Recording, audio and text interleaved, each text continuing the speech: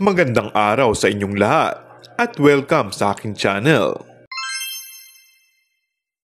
Katotohanan sa pagbabalik ng prangkisa ng ABS-CBN ngayong 2025. Mula sa isang reliable source, malaki raw ang posibilidad na maibalik ng muli ang prangkisa ng ABS-CBN ngayong taong ito.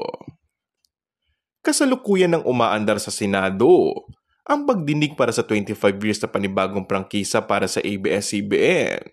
At ayon sa isang source, very possible raw na this year na itong maganap. Sa ngayon, ang ABS-CBN ay isang malaking content creator.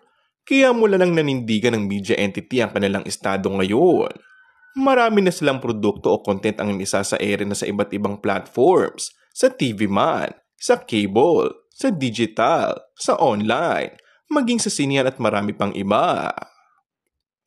Samantala, marami namang kapamilya stars ang natuwa sa balitang ito at muling nabuhayan na muling umere ang kanilang TV network. Agad na nagbigay suporta ang mga kapamilya stars kagaya ni Vice Ganda, Coco Martin at marami pang iba.